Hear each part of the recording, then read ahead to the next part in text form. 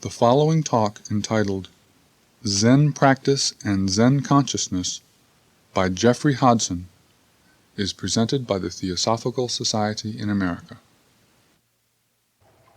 Zen Buddhism may, in simplified form, be defined, I think, as a method of self-regeneration of man by man.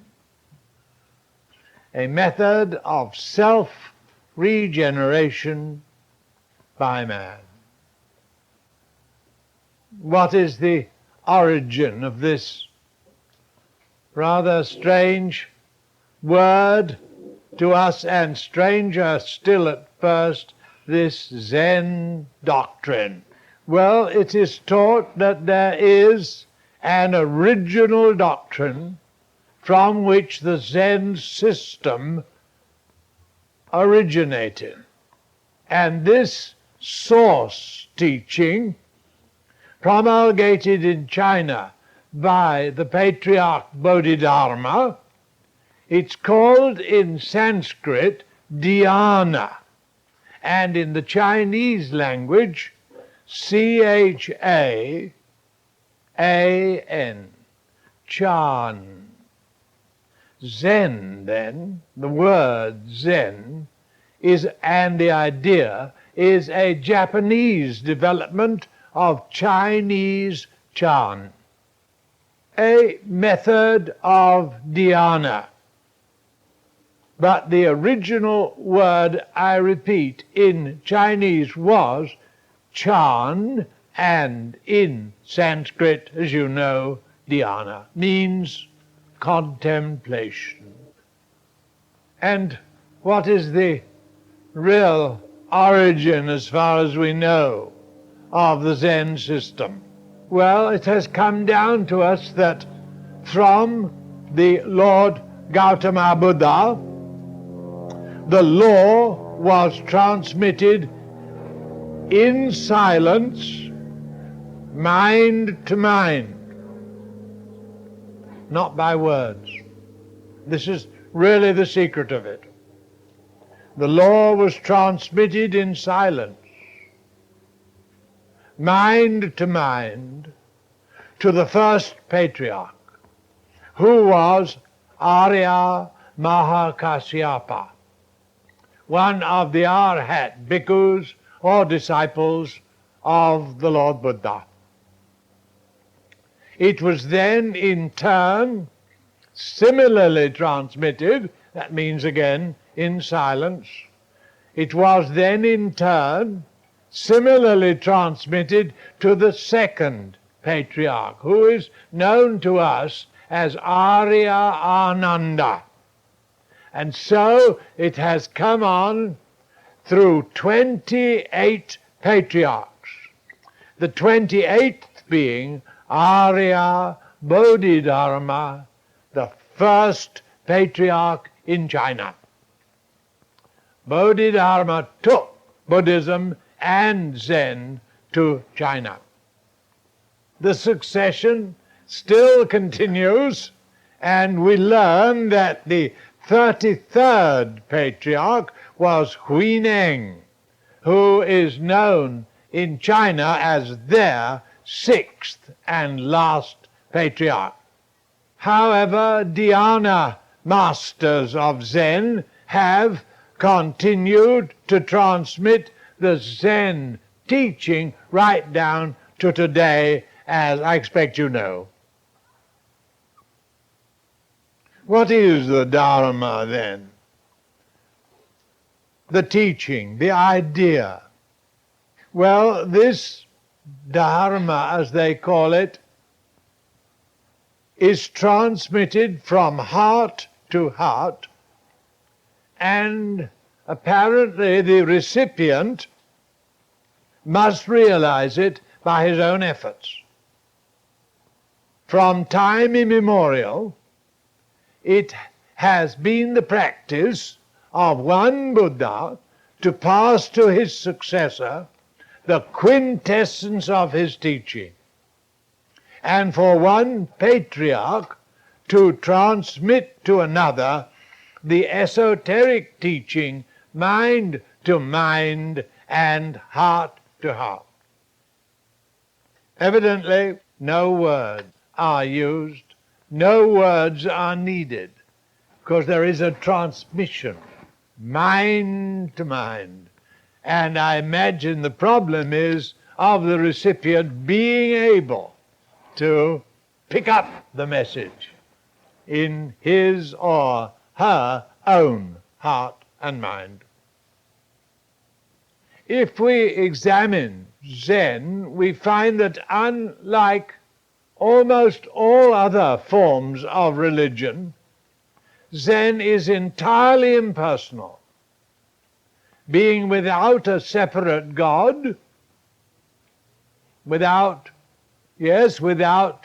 gods, goddesses, or any persons whatever.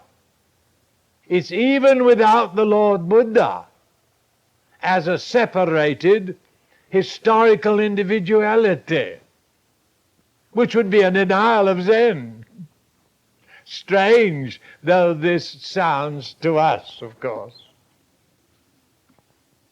I've just remembered a rather humorous illustration of that. A student monk said to Huineng, the sixth patriarch, "What things did Buddha think about Zen?" Now, of course, that's full of mistakes, you see. Why?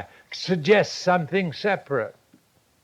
And in the pure Zen consciousness, there isn't such a thing as anything separate. So the question was all wrong, you see. What things did Buddha think about Zen? What was the answer from the Zen point of view, which I think it illustrates rather well? There isn't a Buddha, nor anything.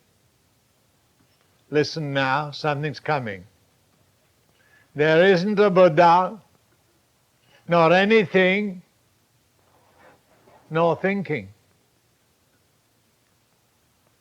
This state of consciousness, if I may so describe Zen, is beyond, transcends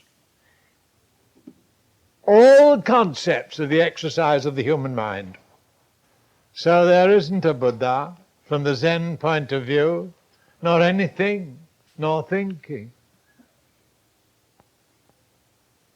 I remember when I read that first, I got a kind of glimpse of it all, as if for a moment in shock, thinking stopped. And this is the idea and the method, by the by. Thinking stops because of some kind of a shock in the train of thought. And it's in that moment, you see, of mental, may I use a kind of word, stunnedness, stillness, it's then that the understanding comes. And so the objective goal put before Zen students, and indeed before all of us, before all humanity, is ever more and more completely to realize this wholly indivisible and undivided essential existence as the basis of the universe and of every human being. That's difficult, isn't it? Face it. I'll read it again. The objective goal put before Zen students, and indeed all humanity, is ever more and more completely to realize this wholly indivisible and undivided essential existence as the basis of the universe, underlying all, you see, and of every human being. The words of H.P.B. then came to my mind. Referring to this, she says, that which has its center everywhere and its circumference nowhere. See how our minds and thoughts are lifted up above mind into another form of awareness. So they in Zen, they go on something like this. The sole reality in the universe consists not of a divine mind, not of a universal directive mind, but of the very abstract essence of all these, referred to by Zen patriarchs and Zen masters by a term which those of you who've been reading Zen will know. They use a certain term for this underlying existence. They called it the essence of mind. And they go on to confuse us dreadfully at first because they refer to it as empty. And they name it the void. And all through Zen teaching, you are being led gradually to this concept, this entirely supramental concept of the underlying basis of the universe as far as our minds can say, emptiness, void. Not in reality, of course. HPB says it isn't a void, it's a fullness. And to those who enter therein, who even begin to catch a glimpse of it all, it's only empty compared to this world full of objects and things. But when entered, they say, it is not a void, but a fullness.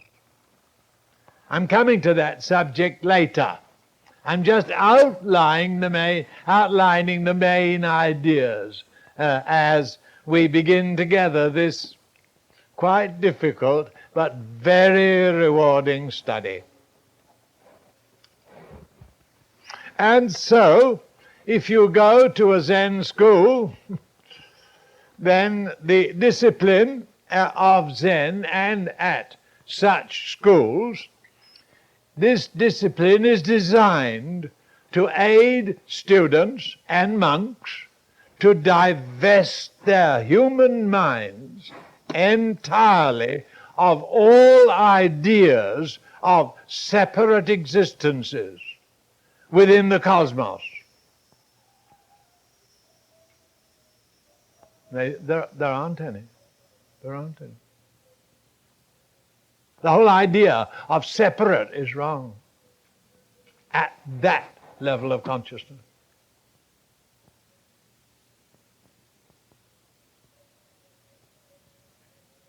My nearest thought then, as I was probing for my own sake, is white light. Because for us, light is nearly all colors. Colors everywhere. Yes, but the white light has no color. That's a thought. It won't do, but perhaps it's a slight step towards the ideal, in which we have to divest our minds entirely of the ideas of separate existences within the cosmos. Well, what do we do then? Well, we try to bring about within ourselves not an intellectual understanding, which would be a denial of the Zen ideal, not that, but a totally thought-free, mind-free, intuitive experience that the essence of mind is all, and all is the essence of mind. You see, it's a very highly exalted region. And if we want to get there, every concept must vanish of separateness, of separate beings, separate intelligences, whether they're human, adept, divine, or angelic. Those are all illusions. What remains, of course, and this is what is difficult for us, particularly in the West, the great monastic West, developing mentality, what remains is indefinable and undifferentiated. If it's new to you, friends, don't let it bother you too much.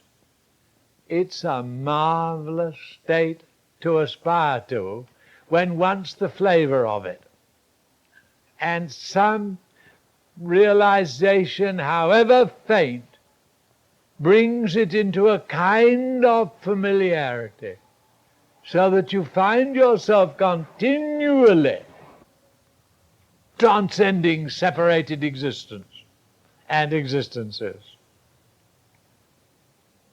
How do they get their students there? Well, by contemplation, like we're doing now, by contemplation, only in silence. But this is aided by some Zen masters by peculiar methods. They will tell a story which you're following quite well up to a certain point, then suddenly there's a shock of an utterly ridiculous remark, and which has no place in the scheme of thought. And in that shocked state of the mind, the illumination can suddenly occur. They're called, as you know, some of you must know all this, koans, K-O-A-N-S.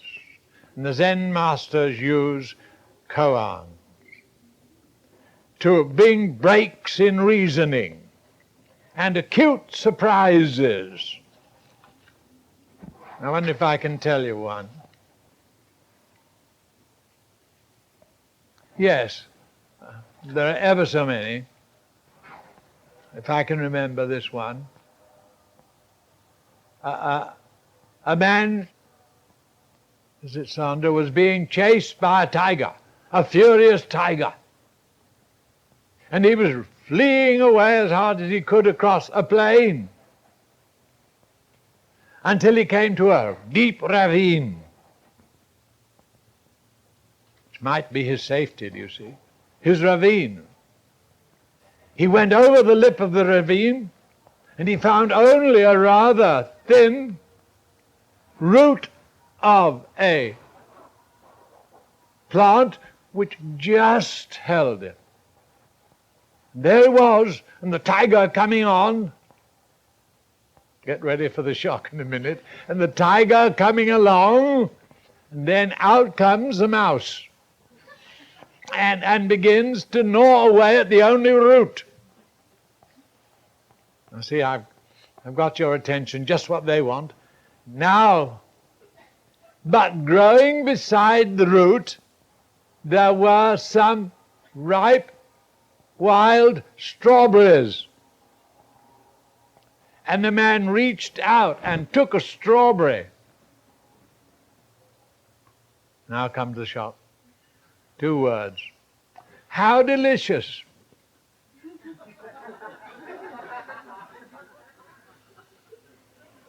That's how they do.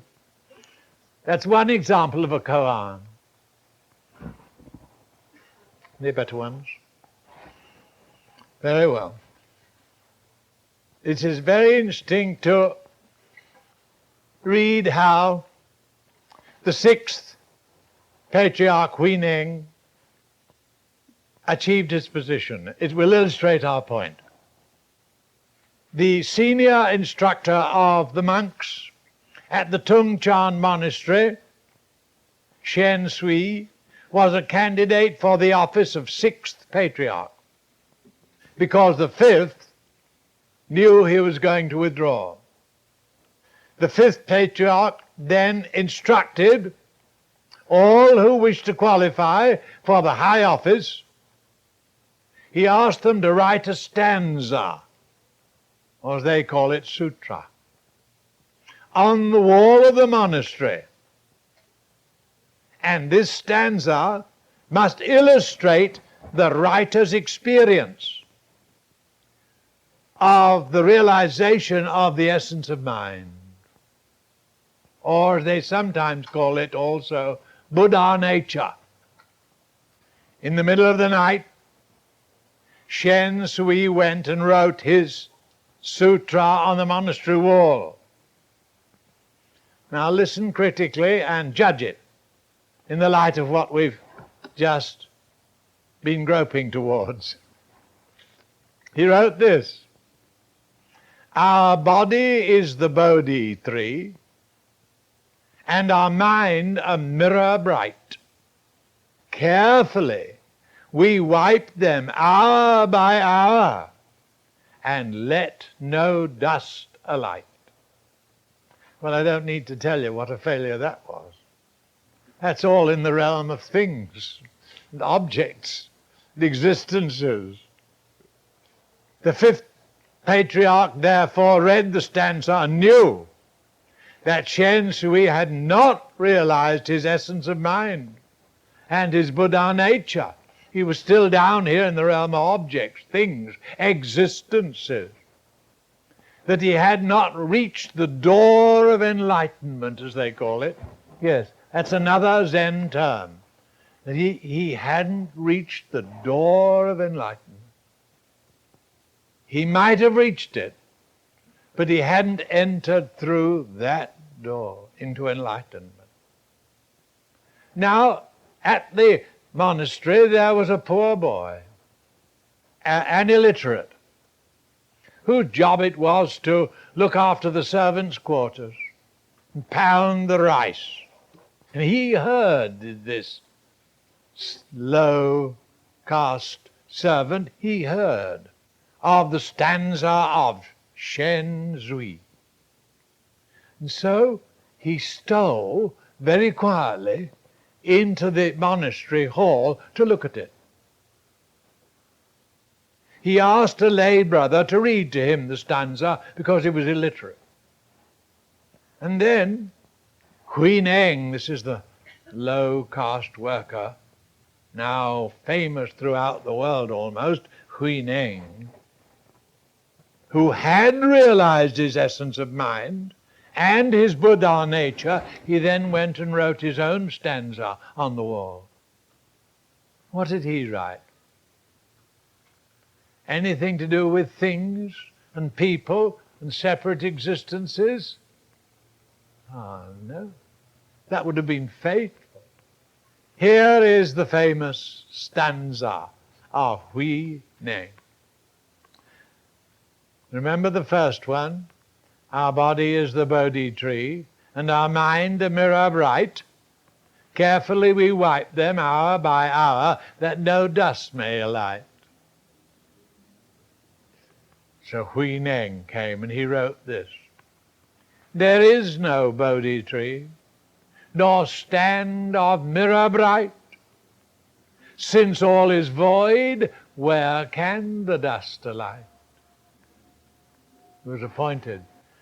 The fifth patriarch read Hui Neng's stanza and knew that he had realized his essence of mind and Buddha nature, and that he was to be the next patriarch. And so he became appointed, and a very wonderful one he proved to be.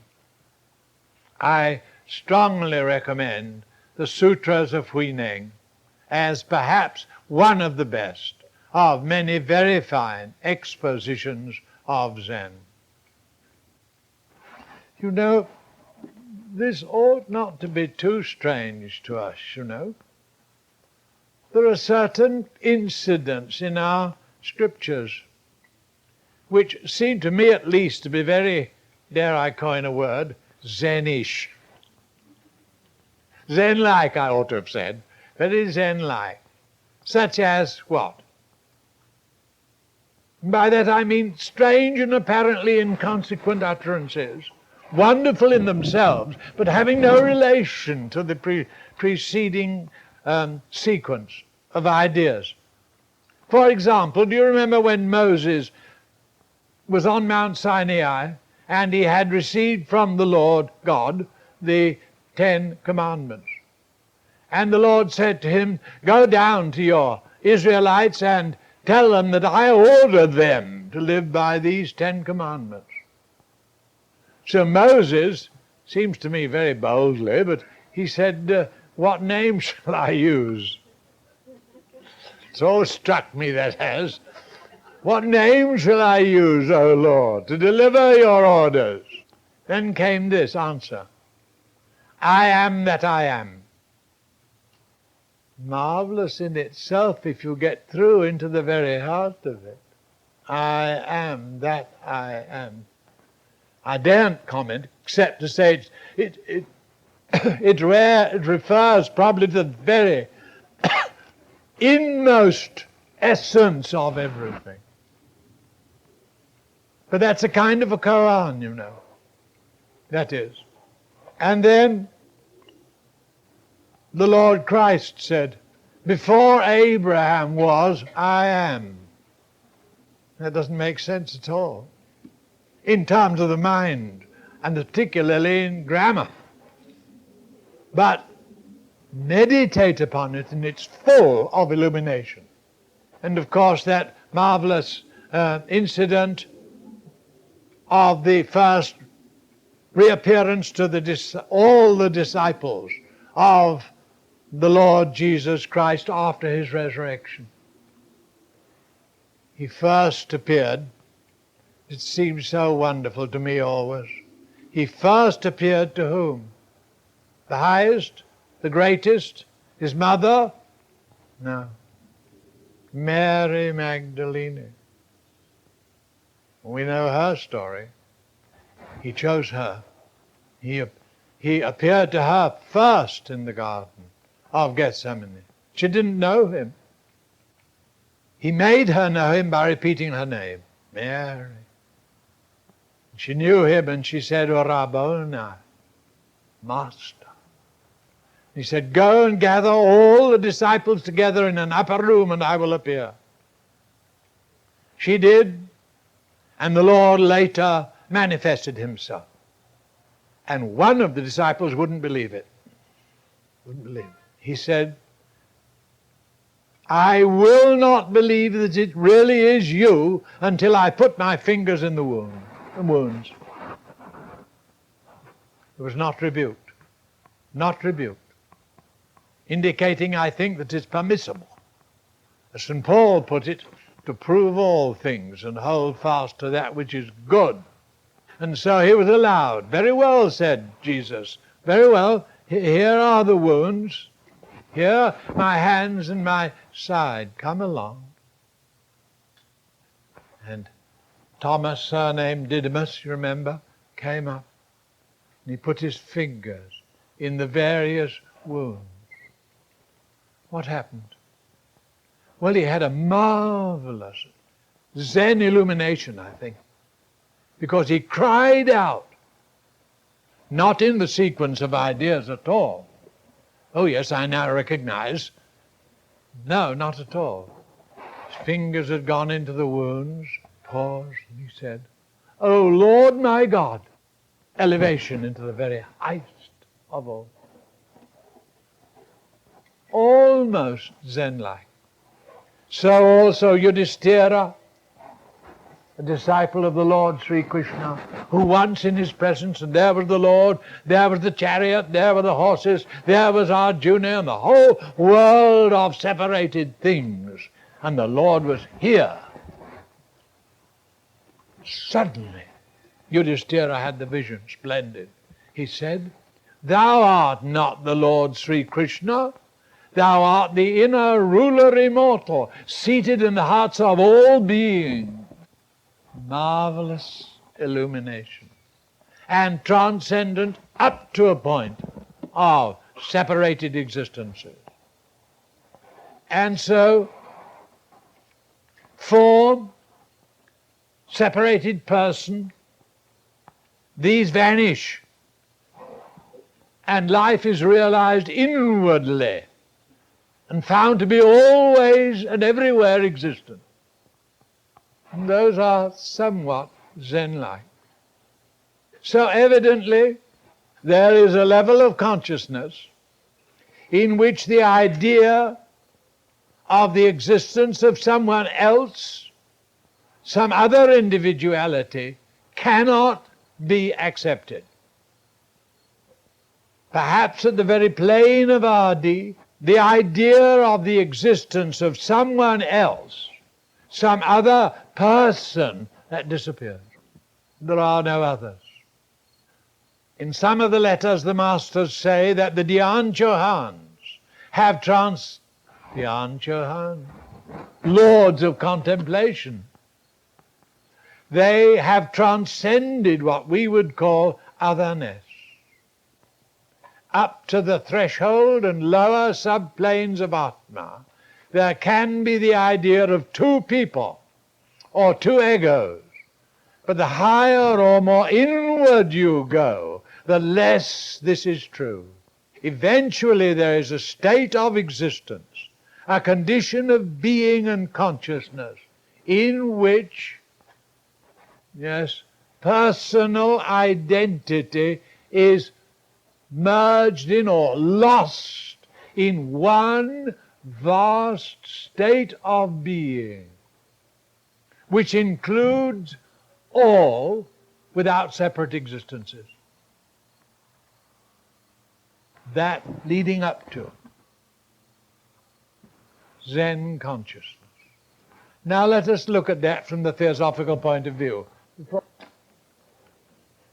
Now here is our familiar definition in diagrammatic form of man.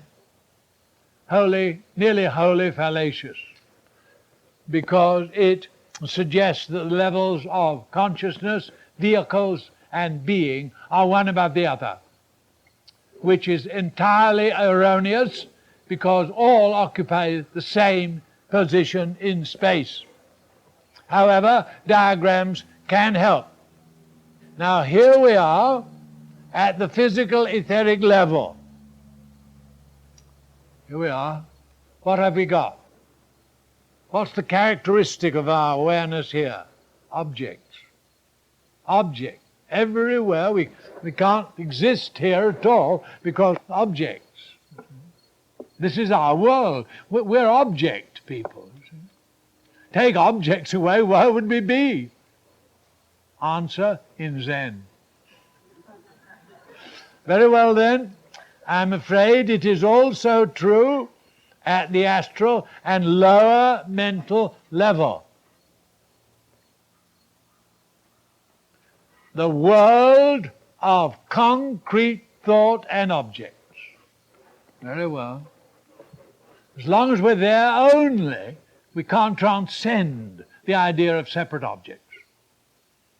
Well, because it's too obvious to us. There's this post and tent cover, you see. There's no use denying it. There it is, you see.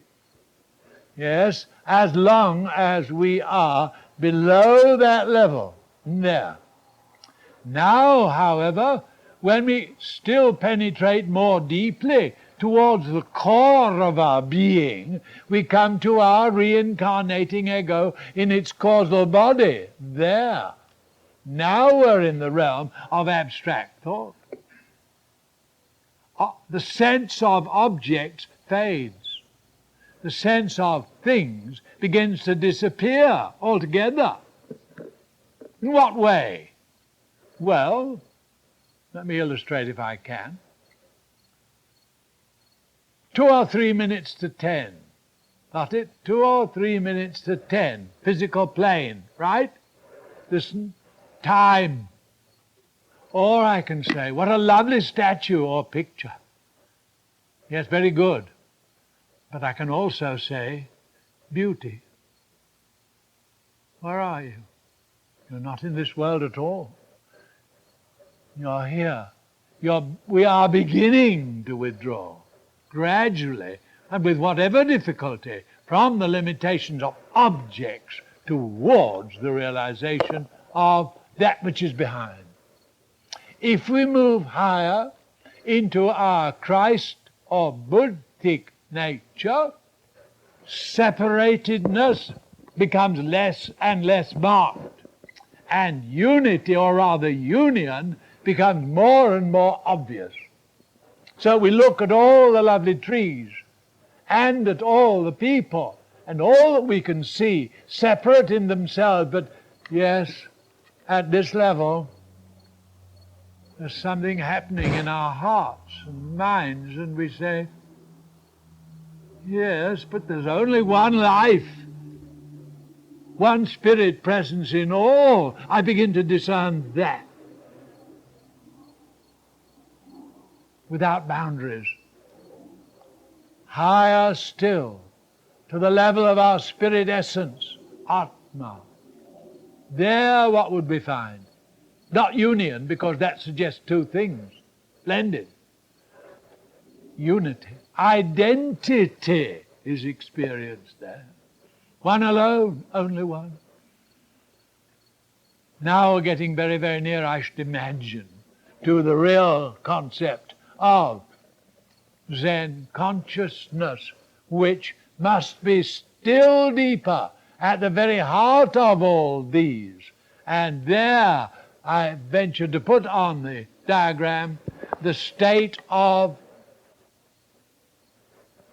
the universe itself and of our consciousness of it at that level, characterized by undifferentiated reality. There isn't a Buddha, nor anything, nor thinking.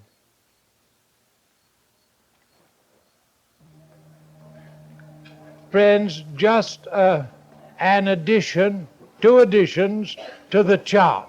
That the central dark line should come right down. Of course it does, to the physical plane. It's just a representation of the Sutratma, the thread of life which the monad projects at the dawn of external manifestation. And it is that thread upon which all our bodies are threaded like beads upon a silken strand.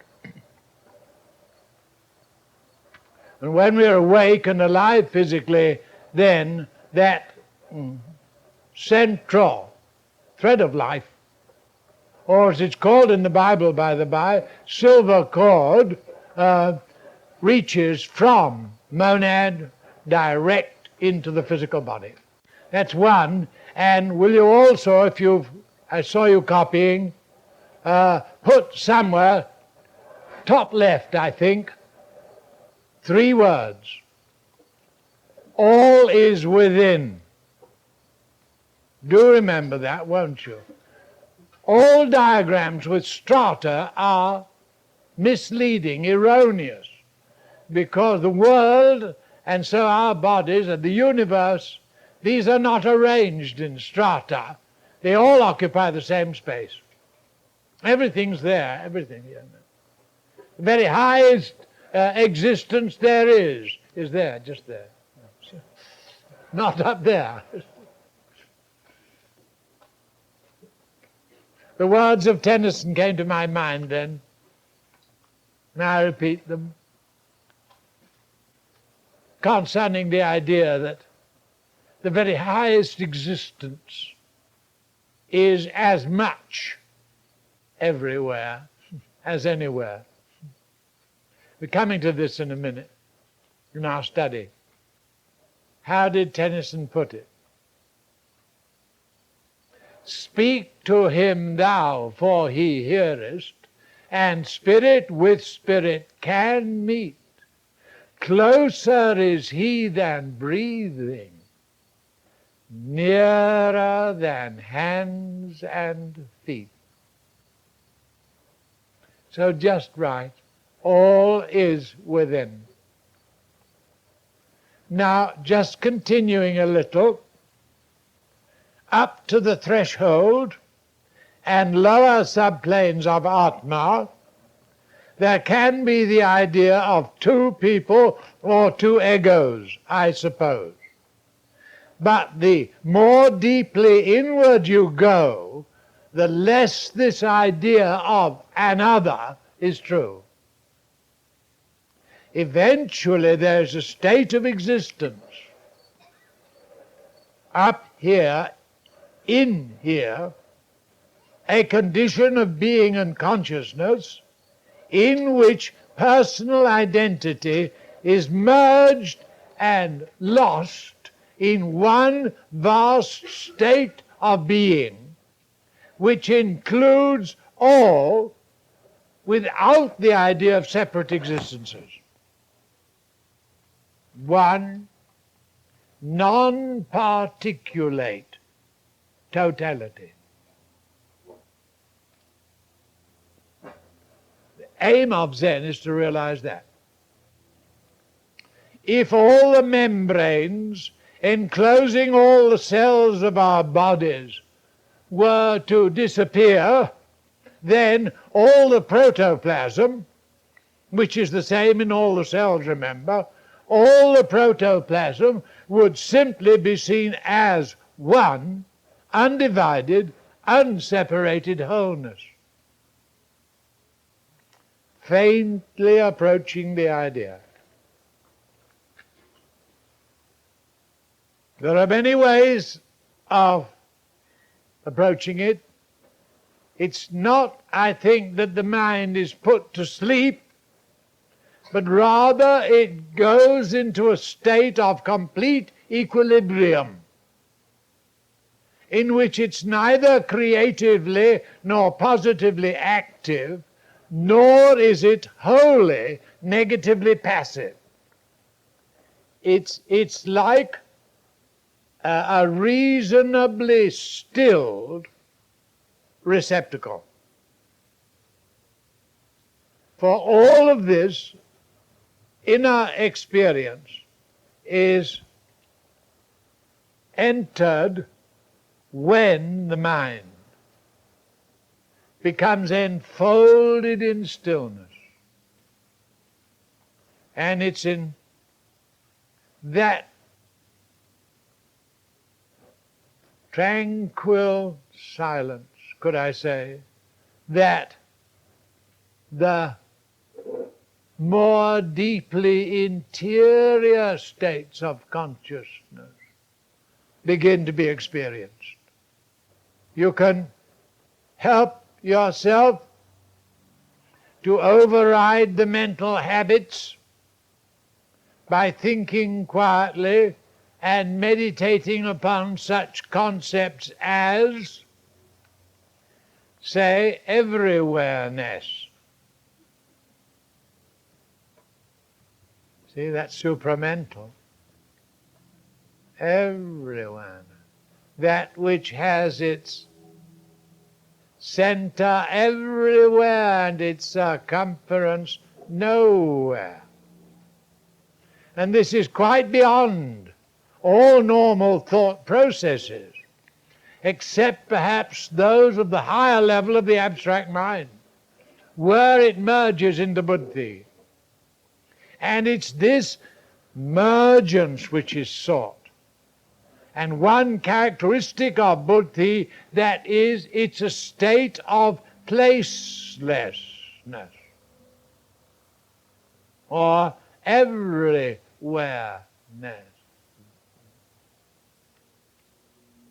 I sometimes wonder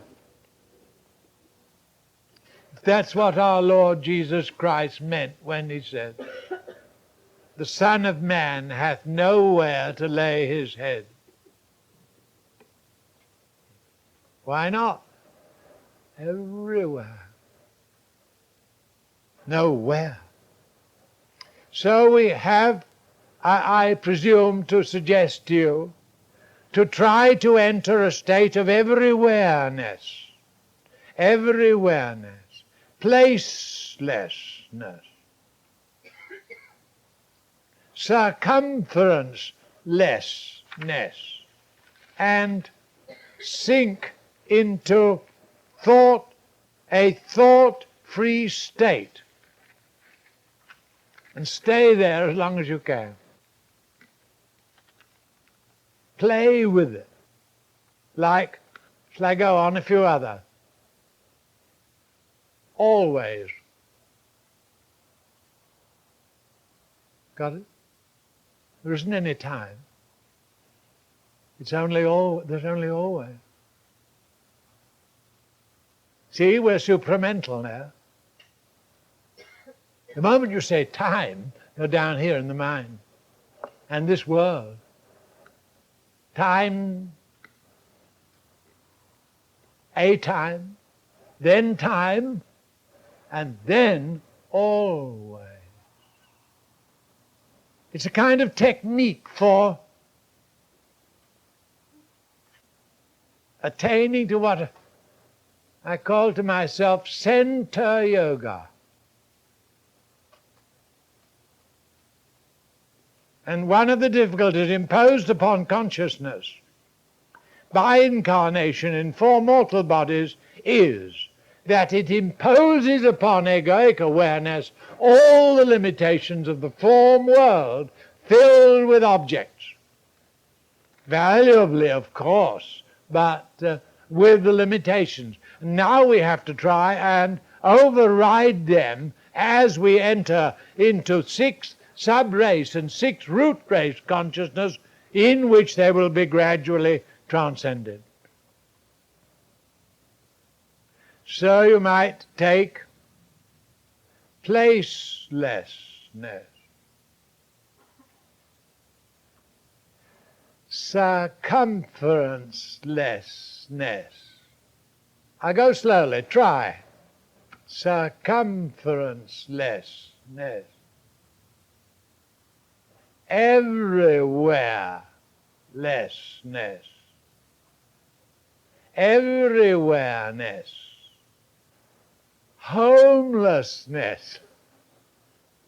Namelessness. Nobodiness. Never mind, try and get through to it. We're nobody, remember. The idea of being a separate being is a total delusion. Imposed on us valuably for evolutionary purposes, but we will transcend it. And the Zen idea leads in that direction, I think. Everywhere else is here. Every time is now. There is no such thing as outside or inside. To the enlightened, everywhere is the same.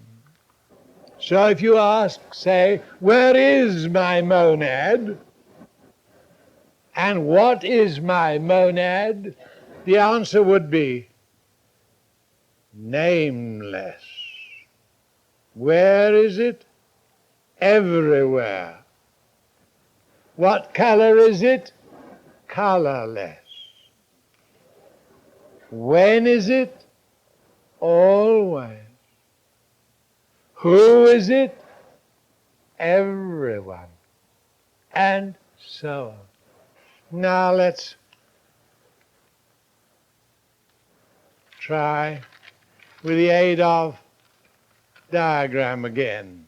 Just a moment to see how we can help ourselves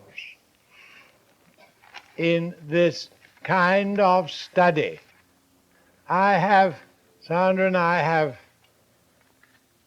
conceived of an idea which we call the Manasic Detour. Yes. Let me show you that on diagrams which our good friend and helper here, Bill, has so kindly made. Now, there, mere diagram, remember, not reality, there is the line, as it were, the unbroken direct line from our physical plane, existence and consciousness, as we are at the moment, right up through all those planes of the other diagram, right up to the very highest which we are. Monad, if you will. One straight, direct line. And as I understand it, the ideal in Zen consciousness is to make that direct, non-detoured move in consciousness from here to there without interruption.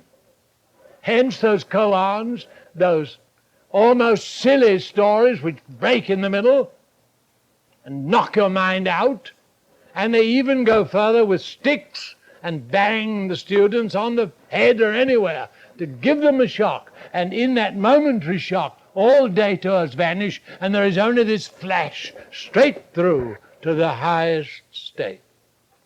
Now, in our normal consciousness, this is impossible to us. And the Zen technique is designed to aid. The Chan technique, the Dhyana technique are all designed to make this direct, yes, a phrase came then, this direct flight from the alone to the alone. Plotinus. Now let's look at this detour problem. Here we are, the first diagram you've just seen, the flash right through. But here we are at the physical level. When we get to our minds, instead of continuing right on up to the monad or Atma, we begin to think. We begin to think. We can't help it. We're called man because we're thinkers. So we automatically make a detour. That's our trouble. That's where the difficulty in meditation comes in. We will, by sheer habit, start thinking. And the whole idea of Zen is to make the transition from things to ideas, and from ideas to idea-lessness. A state of consciousness without thought, to try and avoid the manasic detour, as we call it. So Zen Yoga, as I understand it, is a means of learning to use the supramental levels of consciousness and bodies without the intervention of Manas 2 especially, and Manas 1. One has to avoid, override, how shall I say, miss out and transcend the customary mental detour. And as we try to do this, whether it happens as a result of a mental shock or a blow or some experience which comes to us, there does come a moment when form and name vanish, and one merges into a state where formlessness alone exists, and one blends into something I mustn't and can't name. Oh yes, they say that, capital T, capital H, capital A, capital T, that merge into the attributeless that. But in order to do so, friends, we have to overcome this habit of thinking about the procedure. Take that little meditation I ventured the other day here, in which one begins by affirming, I am not the physical, emotional, mental bodies. I am the spiritual self. I'm still thinking, but I'm getting on, up, inwards. I am the spiritual self, up there. The mind will still be in the way somewhere. I am the divine self. Thought focused at the top, the depth. immortal, something which never dies, imperishable, ever existing. We're getting on. Ever existing. Eternal. Thought stops. You can't think. I am that. That am I. Let all the thought processes decline into stillness and allow the dweller in the innermost to reveal itself in its own terms, not in yours, not in ours, not in mine terms, but in its own terms. Every awareness, circumferencelessness, always,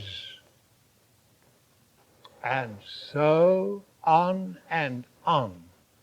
And by daily practice, the Zen masters tell us, gradually we will escape from this habit of the mental detour and be able to flash straight into the full realization, as Hui Neng had done, saying, there isn't a Bodhi tree, nor stand of mirror bright, since all is void, where can the dust alight? Or there isn't a Buddha, or anything, or thinking. Now all of those and numerous others you'll find in Zen literature, they are all arising from and natural to the state of consciousness in which one can arrive if one transcends the mental detour, as we call it. It comes right up here. And that, as far as a very limited Westerner can conceive of it, is the Zen idea.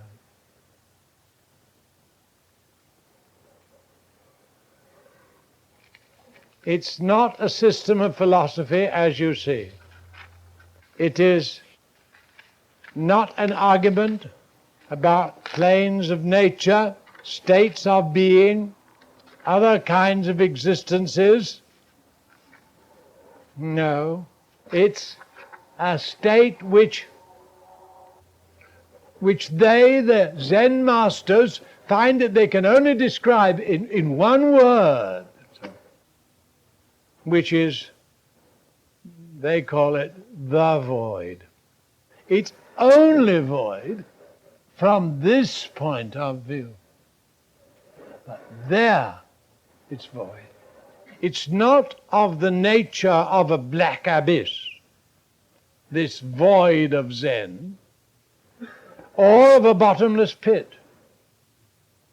Rather is its nature vast and expansive, like space itself.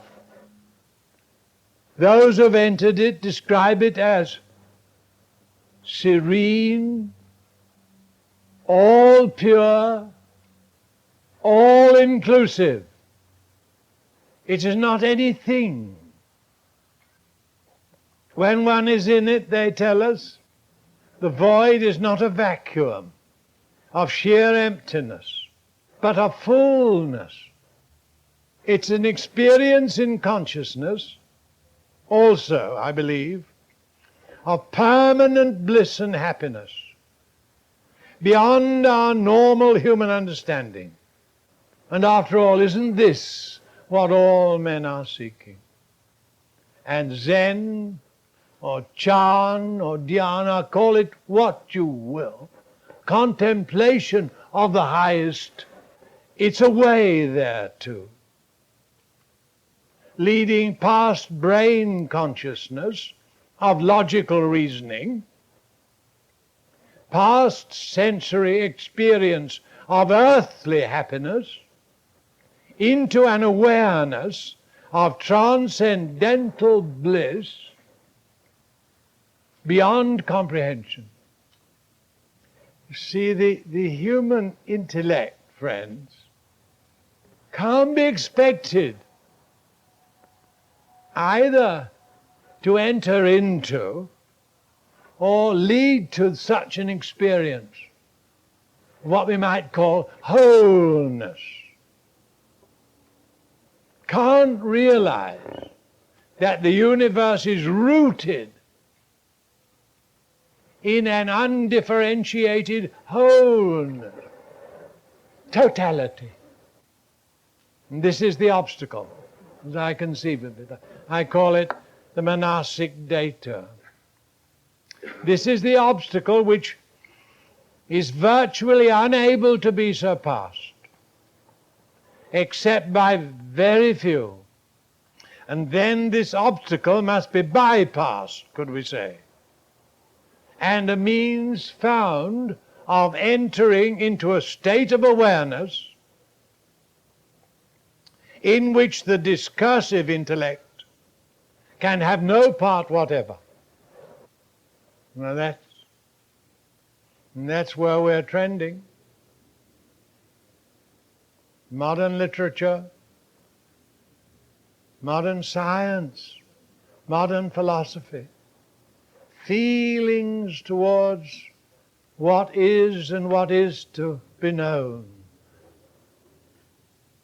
indicate to the theosophist that in certain minds at this time, this Zen consciousness, which is that of the sixth sub-race at least, or seventh root race, this is what we're gradually beginning to experience now.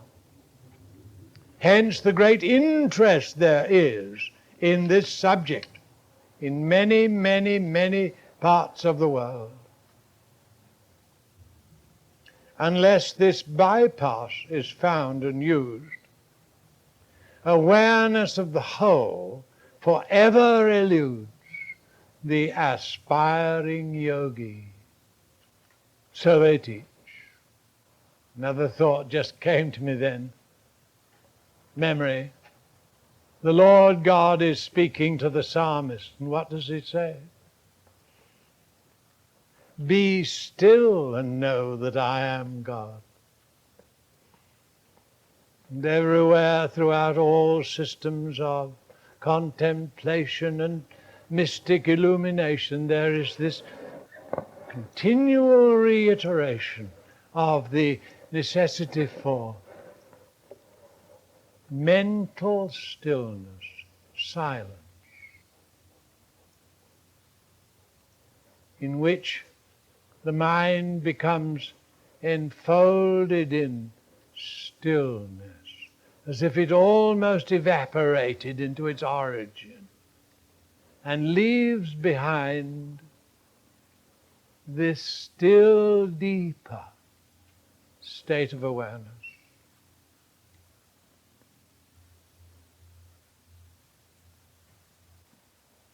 But you know, thought, rightly directed, can lead to the gateway of this truth.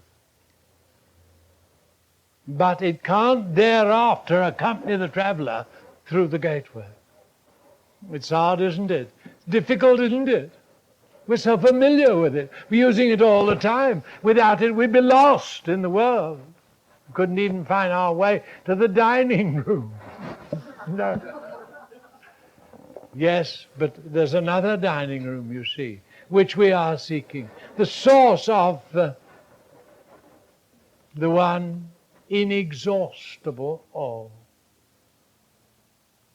And that, evidently, is found when the mind is still. Even as the supposed doorway begins to be approached, the mind tends to become increasingly reduced in its activity. But some of you will know this by experience. As the doorway is approached, the mind tends to become increasingly reduced in its activity. And at the very threshold, could I say, the mind fades away as if non-existent or no longer usable or used. And thereupon everything vanishes and only wholeness remains. And apparently, friends, it's this phasing out, could I say, or fading out of the mind, which in Zen and I think in all dhyana must occur.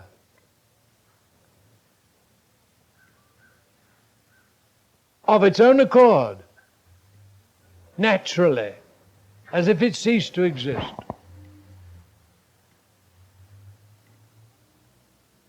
I nearly said then, I'm thinking with you all the time, it drops off. One does enter another existence in which mind, as ordinarily understood and used, has no place whatever. There, I think I'd better stop. Would you like me to lead you in a little meditation? All right, then.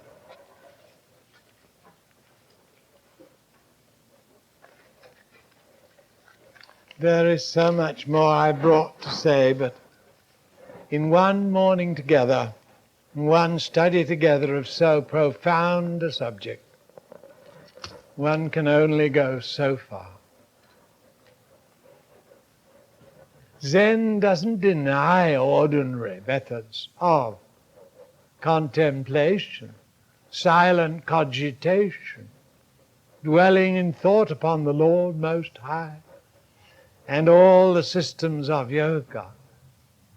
It's its own method, somewhat as I've tried to define. Now we'll begin by the use of the mind in affirmations.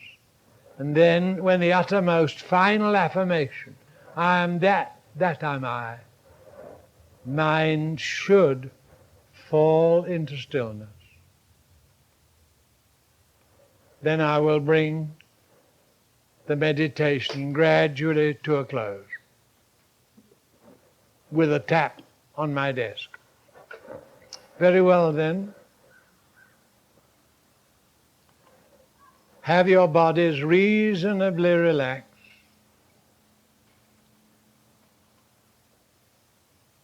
And keep the head fairly straight so the neck isn't bent. Mentally affirm and realize fully, I am not the physical body, the astral body, the mental body. I am the spiritual self.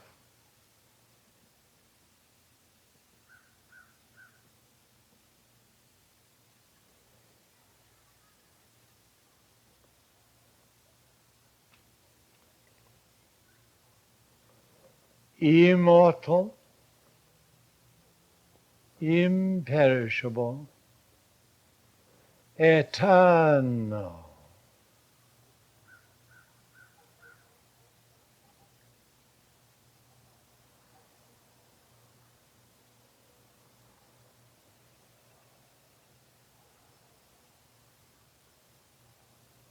I am that eternal self.